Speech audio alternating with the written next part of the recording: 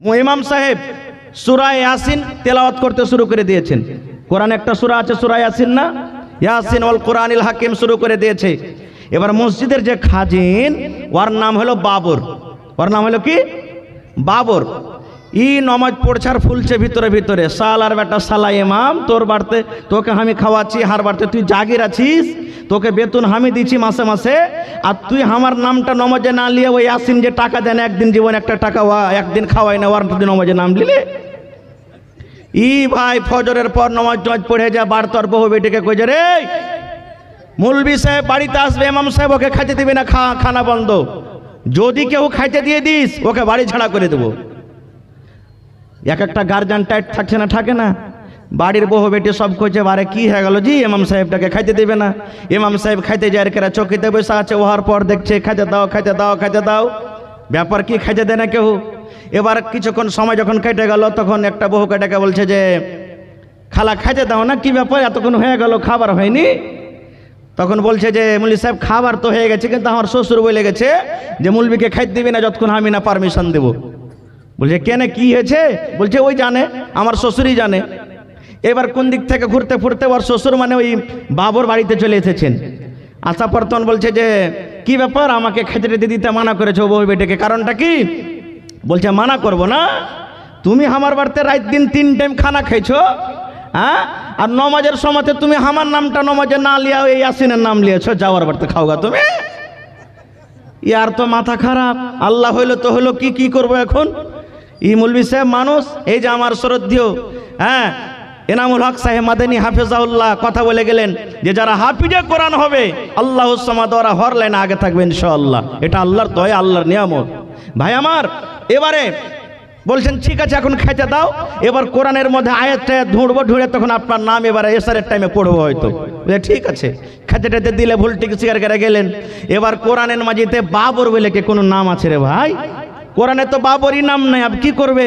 যদি না পড়ছে তো ইমাম সাহেব মসজিদ থেকে ওকে যেতে হবে, আব কি করব?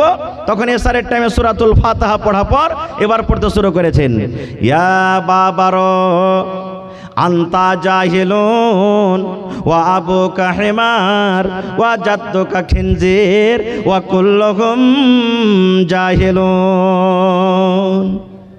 এই যে দেখেন পড়তে শুরু করে দিয়েছে, এবার নমাজে শুরু করে দিয়েছেন, ইয়া বাবারো আন্তা জাহিলুন ওয়া আবুকা হিমার ওয়া জাদ্দুকা খিনজির ওয়া কুল্লুহুম জাহিলুন।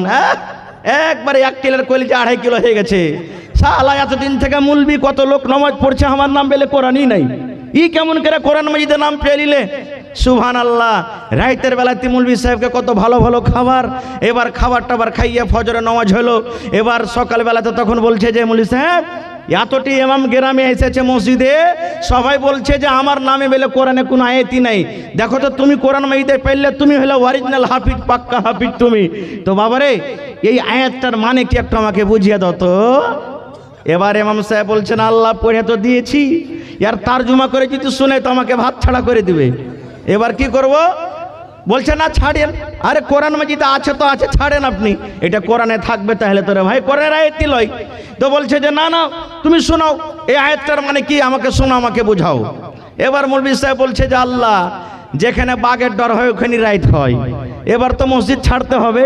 এবার বলছেন রে আমার জাগের মহাশয় শোনেন, ইয়া বাবারো এই কথাটার মানে এ বাবর আন্তা জাহিলুন, তুমি হইলা জাহিল, তুমি হইলা মোরক, তুমি হইলা গাওয়ার, ও আবুকা হিমার, আর তোমার বাপ হলো কি গাধা, ও আবুকা হিমার, তোমার বাপ হলো গাধা, ও জাদ্দুকা খিনজির, আর তোর দাদা হলো সুয়ার রে, ও কুল্লুহুম জাহিলুন, তোরা সব জাহিলের দল, জাহিদের জামাত জাহিল। সুবহানাল্লাহ। তো এই তো আমাদের মুসলমানের কোরআন মাজিদ পড়া ভাই, কোরআন তো কোনো রকম ভাঙ্গা চোরা করে পড়িতে জানছি, কিন্তু তার মানে জানি না। দেখবেন কত লোক নামাজ যে পড়বে, খাস করে যারা বয়স্ক মানুষ আছেন, মা খালা ভাই, কত লোকের তেলাওয়াত এখন তো আল্লাহর রহমতে সুঝে গেছে, একবারে ভাটাইয়া সুরে পড়বে আলহামদুলিল্লাহি রাব্বিল আলামিন আর রহমানির রহিম। এই দেখেন, রে মুসলমান, কোরআন মাজিদ হলো আল্লাহর কিতাব কোরআন।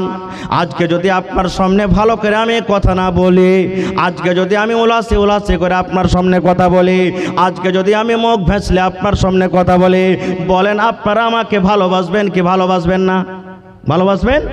আমাকে বলবেন যে মৌলানা এই দেখেন কেমন করে কথা বলছেন, আমরা তো মানুষ, আমাদের সামনে ভালো করে কথা বলেন। এই মুসলমান, কোরআন হলো আল্লাহর একটা কিতাব রে ভাই, আল্লাহর একটা কিতাব। কোরআন পড়ার মানে আল্লাহর সাথে আপনি গল্প করছেন, আল্লাহর সাথে আপনি কথা বলছেন। আলহামদুলিল্লাহি রাব্বিল আলামিন আর রহমানির রহিম মালিক ইয়াউমিদ্দিন। তারপর আপনি পড়ছেন ইয়াকা না'বুদু ওয়া ইয়াকা নাস্তাঈন। আল্লাহর সাথে আপনি কথা বলছেন, আল্লাহকে বলছেন ইয়াকা না'বুদু, এই আল্লাহ আমি তোমারই ইবাদত করছি, ওয়া ইয়াকা নাস্তাঈন, এবং আল্লাহ তোমার কাছে আমি সাহায্য চাচ্ছি, আল্লাহ তোমার কাছে আমি মদদ চাচ্ছি। আল্লাহ তুমি ছাড়া দুনিয়াতে কেউ সাহায্যকারী নয়, কেউ মদত করতে পারবে না, কেউ সাহায্য করতে পারবে না, আল্লাহ তুমি সাহায্য করনেওয়ালা। কিন্তু আমরা কোরআনের মানে বুঝবো, তাহলে তো কোরআনের মানে আমরা বুঝি না, বুঝতে চাই না। ভাই মুসলমান, এই যে আজকে আপনাদের মাদ্রাসাতে হাফিজে কোরআন হয়েছে, সুবহানাল্লাহ, এরা কোনো ছোট মোটো নয়, আরে এরা তো পাবে। এই যে আপনারা শুনলেন এখনই, কিয়ামতের দিন আল্লাহ তাবারাক ওয়া তাআলা হাফিজেরাকে অফার দেবেন। অফার দিবেন কি অফার? আজকে যে জালসার যারা কমিটি আছেন, এই জালসা যারা লাগিয়েছেন, মাদ্রাসার যারা সেক্রেটারি, সদর, মেম্বার, দেখলেন হাফিজের মাথাতে কি দেওয়া হলো? কাপড় দিয়ে বান্ধা হলো, পাগড়ি দেওয়া হলো, হয়তো জামা কাপড়ও দিয়েছে, লাঠিও দেওয়া হলো নাকি? কিন্তু আল্লাহর ইনাম কি জানেন? আল্লাহ তাবারাক ওয়া তাআলা কিয়ামতের দিন হাফিজে কোরআনকে ডাক দেবেন, রে হাফিজে কোরআন শোন, রে হাফিজে কোরআন। কোরআন মাজিদে 114টা সূরা তোরা পড়েছিস রে হাফিজে কোরআন। 114টা সূরার মধ্যে যে 6666, 65 কিংবা তার থেকেও বেশি আয়াত আছে। আল্লাহ রাব্বুল আলামিন হাফিজে কোরআনকে বলবেন, আরে হাফিজে কোরআন, তোমরা একটা করে আয়াত পড়ো, আর একটা করে তোমরা সিঁড়ি উপরে চলে যাও, একটা করে তোমরা আয়াত পড়ো, একটা করে সিঁড়ি তোমরা উপরে চলে যাও। এবার বলবেন মাওলানা সিঁড়িটা কত বড় হবে? আসমান এবং জমিনের মধ্যখানে যতখানি ফাসালা দেখতে পাচ্ছেন, আসমান এবং জমিনের মধ্যখানে যতখানি আপনি ফাসালা দেখতে পাচ্ছেন, এতখানি ফাসালাতে একটা সিঁড়ি হবে, একটা আয়াত পড়বে অটোমেটিক এক সিঁড়ি উপরে চলে যাবে। এবার বলবেন মাওলানা কেমন করে যাবে? দুনিয়াতে এটা বোঝার জন্য কোনো দেখবেন আপনার কোনো অসুবিধা নাই, বড় বড় বিল্ডিং দূরের কথা, এই চলে যান আপনার কাঠিয়ার মার্কেটে, কাঠিয়ার রেলওয়ে স্টেশনে চলে যান। আল্লাহ রে আল্লাহ, আপনি বুড়া মানুষ, বয়স্ক মানুষ, ছোট বাচ্চা, আপনি প্ল্যাটফর্মে উঠতে পারবেন না, এই যে লিফট লাগিয়ে দেওয়া হয়েছে আপনার জন্য, আপনি বাটন টেপে দেন, 1 সেকেন্ডের মধ্যে আপনি উপরে চলে যাবেন, বুঝতে পারবেন না, আছে না নাই? এই মুসলমান, আল্লাহ তাবারাক ওয়া তাআলা হাফিজে কোরআনকে বলবেন, হাফিজে কোরআন রে, তোমার কোরআন পড়তে পড়তে পড়তে পড়তে যে জায়গাতে তোমার কোরআন পড়া বন্ধ হয়ে যাবে, তুমি ওর থেকে আর কোরআন পড়তে পারবে না, যেখানে তুমি আটকে যাবে, কোরআন পড়া তোমার বন্ধ হয়ে যাবে, ওই জায়গাতে তোমার জান্নাতের ভিতরে জায়গা হয়ে যাবে। এবার বলবেন মাওলানা আমার ছেলের জায়গা হয়ে গেল ওই জায়গাতে, যেখানে আমার ছেলেরা কোরআন পড়া কিয়ামতের দিন বন্ধ হয়ে যাবে। আমি ছেলেকে কিতাব দিলাম, আমি ছেলেকে সাবুন কিনে দিলাম, আমার ছেলের জন্য মাঠে ঘাটে আমি কাজ করতে চলে গেলাম, মাওলানা আমি কি পাবো? আমার কি আল্লাহ রাব্বুল আলামিন কোনো অফার দেননি? আমার ছেলেটাকে যে আমি 5 বছর, 2 বছর, 3 বছর আমি কত খরচ করে আমি টাকা দিয়ে পড়ালাম, আল্লাহ রাব্বুল আলামিন আমাদেরকে কোনো নিয়ামত দান করবেন না, অফার দিবেন না? আল্লাহ তাবারাক ওয়া তাআলা ওই হাফিজে কোরআনের মা বাবাকে আল্লাহ কিয়ামতের দিন ডাকবেন আর বলবেন, হ্যাঁ হাফিজে কোরআনের মা বাপ, তোমরা শোনো শোনো, তোমাদের জন্য অফার আছে। কি অফার আছে? আল্লাহ তাবারাক ওয়া তাআলা তার মা এবং বাবাকে সোনা এবং চাঁদির কুরসিতে, চেয়ারে আল্লাহ বসিয়ে দেবেন, এবং তার মাথার উপরে একটা তাজ পিন্দা হবে, মাথার উপরে একটা তাজ পিন্দানো হবে। কেমন তাজ? সোনার তাজ পিন্দানো হবে, যেই তাজ আমরা যে দেখছি চাঁদ যেমন, সূর্য যেমন ঝলমল করে জ্বলে, এর থেকেও বেশি কিয়ামতের দিন সেই তাজগুলা ঝলমল ঝলমল করে জ্বলবে। সুবহানাল্লাহ। আরো অনেক ফজিলত আছে ভাই, আমি ওদিকে যাব না, তবে এই হাফিজে কোরআন সুবহানাল্লাহ কি জিনিস? আপনারা বলবেন চান্দা করে মাদ্রাসা চলছে, চান্দা করে মাদ্রাসা চালাইতে হবে, আর প্রমাণ আছে? জি আছে। আজকে আপনারা জালসা শুনতে এসেছেন, আজকে আপনাদের ছেলেমেয়েরা পড়ালেখা করছে মাদ্রাসাদের বন্ধু। আল্লাহর নবীর জামানাতে সাহাবায়ে কেরাম ছিলেন মাদ্রাসার ছাত্র, সাহাবায়ে কেরাম পড়ালেখা করেছেন। আপনারা যেমন বড় বড় মানুষ জালসা শুনতে এসেছেন, কিছু নিয়ে যাব কিছু শুনে যাব। হযরত ওমর রাদিয়াল্লাহু তাআলা আনহু আল্লাহ নবীর ছাত্র, হযরত আবু বকর রাদিয়াল্লাহু তাআলা আনহু আল্লাহ নবীর ছাত্র, হযরত ওসমান রাদিয়াল্লাহু তাআলা আনহু আল্লাহ নবীর ছাত্র। বড় বড় সাহাবায়ে কেরাম নবীর জামানাতে নবীর কাছে এসে ইলম শিক্ষা করেছেন। রে মুসলমান, এত বড় বড় সাহাবায়ে কেরাম ইলম শিখেছেন। আজকে আমরা মুসলমান, সেই সাহাবের কাছ থেকে আজকে আমরা আস্তে আস্তে করে আজকে আমরা কোরআন পেয়েছি। ভাই আমার, আল্লাহ রাসূল সাল্লাল্লাহু আলাইহি সাল্লাম এলান করে দিলেন, ও আমার সাহাবীরা শুনে নাও, আমার এই পাঞ্জরি আমার মাদ্রাসাতে আমার এই সুফারা যারা আছে ৭০ জন ৮০ জন আছেন, কোনো টাইমে আরো বেশি হয়ে যেত। যার বাড়িতে 2 জনের খানা আছে 3 জন তালিবে ইলমকে তোমরা বাড়িতে নিয়ে চলে যাও। যার বাড়িতে 4 জনের খানা আছে তোমরা 5 জন তালিবে ইলমকে বাড়িতে নিয়ে চলে যাও। যে লোক একজনকে খাওয়াইতে পারবে সেই লোকটা 2টা তালিবে ইলমকে নিয়ে চলে যাবে। এরকম ভাবে সাহাবায়ে কেরাম জাগির রেখেছিলেন। এবং শুধু তা নয়, আল্লাহুস সামাদ, আল্লাহ রাসূল সাল্লাল্লাহু আলাইহি সাল্লামের জন্য এবার দান আসতক, আল্লাহ রাসূল সাল্লাল্লাহু আলাইহি সাল্লামের জন্য হাদিয়া আসতক, আল্লাহ রাসূল সাল্লাল্লাহু আলাইহি সাল্লামের জন্য সাদকা আসতক। যখন সাদকার মাল নবীর কাছে আসতক, এবার নবী যে সাদকার মাল খেতেন না, নবীজি ওই মাদ্রাসার ছাত্র যারা আসহাবে সুফফা ছিলেন তাদের মধ্যে নবীজি সাদকার মাল বেঁটে দিতেন, তাদের মধ্যে নবীজি বন্টন করে দিতেন। আর ওই সাহাবীরাকে বলতেন তোমরা মিলে জুলে তোমরা খাও।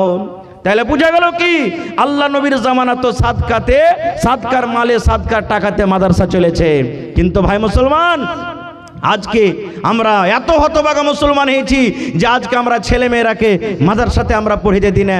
ভাই, বেটাকে ইঞ্জিনিয়ার বানান, মাস্টার বানান, প্রফেসর বানান, ডাক্তার বানান, আপনি বড় বড় আপনি যা ইচ্ছা আপনি তাই করেন। কিন্তু মুসলমান রে, আমরা হলাম মুসলমান, আমাদের বাড়িতে কোরআন হওয়া চাই।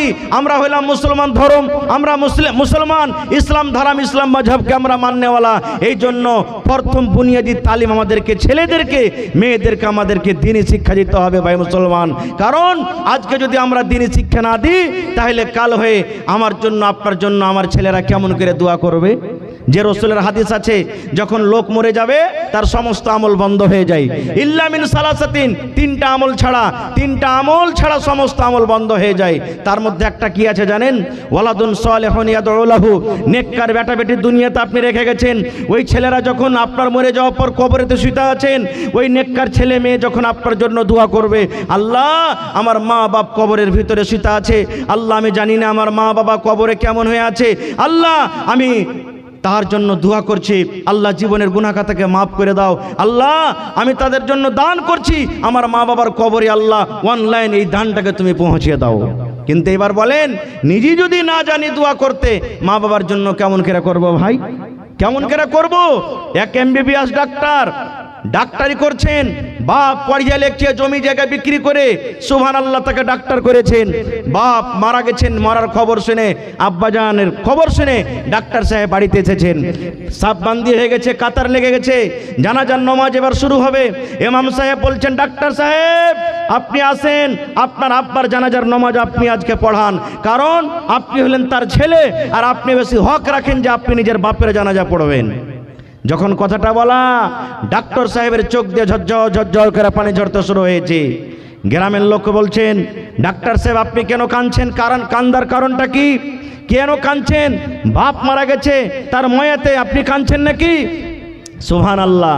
এবার ডাক্তার সাহেব কি উত্তর দিয়েছেন জানেন? রে গ্রামের মানুষ, আমি এই জন্য কান্দি, আমার আব্বাজান মারা গেছে, এই জন্য আমি কান্দি না রে। এই জন্য আমি কান্দি, আমার আব্বাজান 2 বিঘা 3 বিঘা জমিন বিক্রি করে আমাকে ডাক্তার করেছেন। আজকে আমি বড় ডাক্তার, MBBS MBA ডাক্তার হয়েছে। মাসে আমি 2 লক্ষ 3 লক্ষ 5 লক্ষ টাকা ইনকাম করি। কিন্তু ওরে সুবহানাল্লাহ, আমার আব্বাজান আমাকে এমন তালিম দিয়েছেন, আমার আব্বাজান এমন আমাকে জ্ঞান শিখেছেন। আজকে আমার আব্বাজানের জানাজার পড়ার যখন কথাটা এলো, আমি আব্বার জানাজা কেমন করে পড়াবো, জানাজার দোয়া কিভাবে পড়তে হয়, আমি ডাক্তার হয়ে গেছি কিন্তু জানাজার দোয়াটা আমি পড়তে পারবো না। রে মুসলমান, এরকম কত মুসলমান আছে মসজিদ মসজিদের ভিতরে চলে যাবেন, 5 ওয়াক্ত নামাজ পড়ে কিন্তু নামাজের নিয়ম কানুন জানে না। কত মুসাল্লিগণ আছেন জানাজাতে খাড়া হয়ে গেছেন, শ্বশুর মারা গেছে, দাদু মারা গেছে, গ্রামের মণ্ডল মারা গেছে, মা মারা গেছে, জানাজার নামাজে লাইন সাপ বান্দি হয়ে আছে, কিন্তু জানাজার নামাজ কেমন করে পড়বে আমরা মুসলমান জানি না। এই জন্য মুসলমান বলি আপনাকে, আপনি এক টাইম কম খান, আপনি এক টাইম কম খান, হপ্তাতে 4 দিন 5 দিন মাছ মাংস না খেয়ে মুসলমান, হপ্তাতে আপনি 1 দিন মাংস খান, যদি নাও পারেন শাক দেয়া খান, শাক দিয়ে রুটি খান, ভাত খান, কিন্তু মুসলমান ওই টাকা বাঁচিয়ে বাঁচিয়ে বাঁচিয়ে নিজের ছেলেরাকে আপনি তালিম দেন। আপনার ইচ্ছা আছে আমি স্কুলে পড়াবো, স্কুলে পড়ান, আপনার ইচ্ছা আছে আমি ছেলেরাকে মাদ্রাসাতে পড়াবো, মাদ্রাসাতে পড়ান, যেই জায়গাতে আপনি ইচ্ছা পড়ান, কিন্তু মুসলমানের প্রথম দিনই তালিম ছেলেকে আপনি দেন, প্রথম শিক্ষা আপনি ছেলেরাকে দেন। কারণ আপনারা আমরা জানি বাড়িতে আমাদের কুঠি আছে, মায়েরা খালারা যখন কুঠি বানায়, এবার যখন কাঁচা হয়ে থাকে লেওয়া দেয় কুঠিতে, যেই দিকে মোড় দেবে সেই দিকে মোড়বে, মোড়বে না মোড়বে না। এবার কুঠিটার লেওয়া যখন শুকিয়ে যাবে তখন কি আর মা খালারা মোড়তে পারবে? পারবে? ভাব মরবে না। এই মতো ছোট বাচ্চা, ছোট মাসুম ছেলের দিমাগ থাকে রে মুসলমান, ছোট থেকে যেটা তার দিমাগে ভরে দেবেন সেটা কিন্তু বসে যাবে। এই জন্য মুসলমান আজকে আপনাকে ওয়াদা করতে হবে, আল্লাহরে আমাকে তুমি 3টা বেটা দিয়েছো, কম করে একটা বেটাকে আমি মাদ্রাসাতে পড়াবো। আল্লাহ 2খানা আমাকে বেটা দান করেছো, আল্লাহ একটা বেটাকে কম করে আমি মাদ্রাসাতে পড়াবো। ভাই মানুষের জীবনের কমই নাই, মানুষ আজকে আমরা আছি, কালকে দুনিয়া থেকে আমরা চলে যেতে পারি, কিন্তু দুনিয়া থেকে যাওয়ার পর আপনি যখন কবরে থাকবেন, আপনার জন্য দোয়া করনেওয়ালা যদি কেউ না হয়, সেই দিন আফসোস করে বলবেন, আল্লাহ রে কেন আমি মাওলানার কথা শুনিনি, আল্লাহ কেন আমার ছেলেরাকে আল্লাহ দিনদার করেনি, আল্লাহ কেন আমার ছেলেরাকে একটা ভালো করে আমি মাদ্রাসাতে পড়ালেখা করাইনি। আজকে যদি আমার ছেলেটা দিনদার হতো, আজকে যদি আমার ছেলেটা নামাজি হতো, আজকে যদি আমার ছেলেটা সলে হতো, তাহলে আমার জন্য দোয়া করত, আমার জন্য দান করত, আর সে দান এবং দোয়া আমার কবরে আসতো। নারে তাকবীর। ভাই আমার, তাহলে আল্লাহ বাচ্চারাকে ইনশাল্লাহ বিষয় নিয়ে আরো আলোচনা করব। তবে এই মাদ্রাসা চালাইতে গেলে ভাই টাকার দরকার আছে। আমি শুনলাম এই মাদ্রাসাতে সরকারি টিচার, সরকারি যারা শিক্ষক আছেন তাদের এলাকা 4 জন হাফিজে কোরআন বা 4 জন মৌলানা প্রাইভেট থেকে আপনারা চালাইছেন নাকি? 4 জন, যাদেরকে বেতন সরকার দেয় না, আপনারাই সরকার। 5 জন 6 জন শিক্ষকের বেতন সরকার দিচ্ছেন, আর 4 জন শিক্ষকের বেতন আপনারা দিচ্ছেন। তাহলে ভাই এখনো প্রাইভেট পড়া জিন্দা আছে, আছে না নেই? আছে না নেই? কারণ আমি একটা আলিয়া মাদ্রাসার শিক্ষক, আমার মাওলানা বসে আছেন শিক্ষক। আলিয়া মাদ্রাসাতে শুধু আলিয়া মাদ্রাসাতে মৌলভী সাহেবেরা পড়িয়ে জীবনে কোনোদিন হাফিজে কোরআন করতে পারেনি, পারবে না। আমার মনে হয় যেরকম হয়, যতক্ষণ ওখানে প্রাইভেট থেকে আপনি না থাকবেন। আর দেখেন 1 বছর কি 2 বছর আপনার প্রাইভেট মাদ্রাসা হলো, তার ফল পেয়ে নিলেন যে হাফিজে কোরআন আপনার মাদ্রাসা থেকে বাড়িয়ে গেল।